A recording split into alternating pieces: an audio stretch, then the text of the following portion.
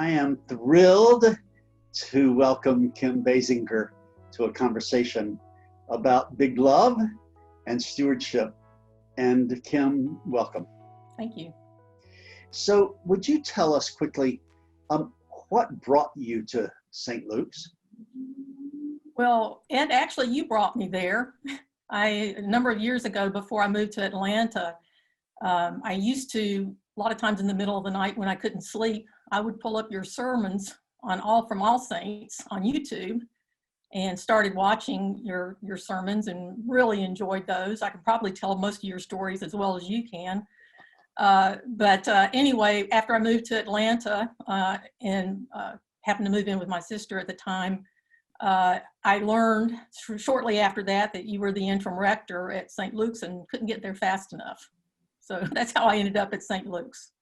I think what's kept me at St. Luke's is just the community. I felt like one of the areas that I needed to work on in my own spiritual journey was to become better in community. I'm pretty much an introvert and have had a lot of personal growth and undertaking, but I reached a stage where I realized that community was an area that I wanted to start focusing on. And St. Luke's has provided a wonderful opportunity through the studies and just the groups. And I have to say the people there have really kept me there since I first started coming, in that they're just normal human people on a spiritual journey.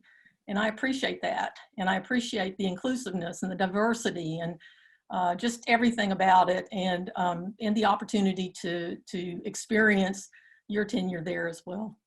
I was brought up Presbyterian, and we were very involved with our church. And I, as long as I can remember, probably from age 6, we had our little envelopes that we would put our nickel in or whatever every week and put in the offering plate. And so we were brought up in a culture of giving, and that was a part of who we were as part of our church family. It wasn't like it was a punitive thing. It was like a joyful opportunity to contribute to the life of the church and what the church did outside of its own boundaries. So I was brought up with that culture. And as I grew to be older, my own personal philosophy today is that all that I have is as a steward of God's blessings. And, sometimes I just kick myself at how blessed I really am. And I try to keep that attitude that it's not mine, it's God's to direct wherever He wants it to go. And so that doesn't mean I do it perfectly. Doesn't mean I'm not greedy sometimes. Doesn't mean that I do it, perfectly. But that is what I really believe in terms of my own personal philosophy.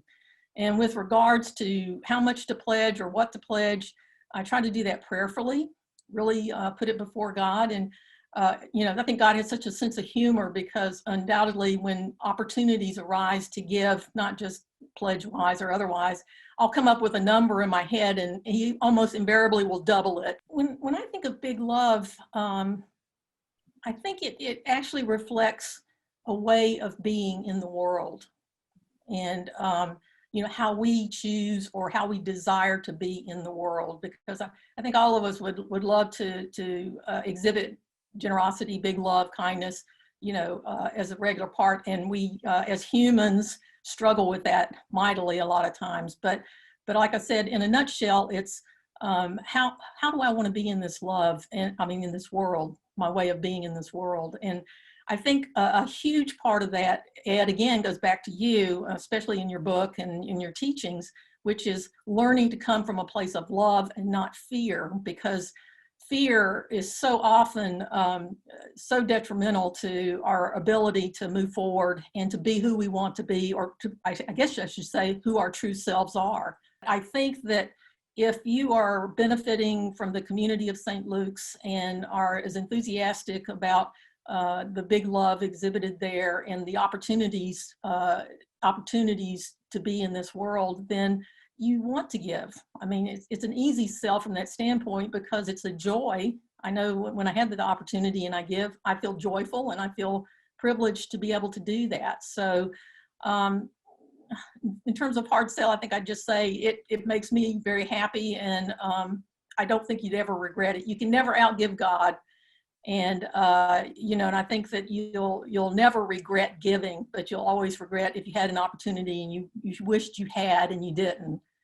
And then a final point, which I think I kind of mentioned a little bit previously, was, and Ed, you can correct me if I've got my analogy wrong. It's like the Sea of Galilee and the Dead Sea. When things flow in and flow out, the flow continues. Yeah. In many cases, the blessings grow.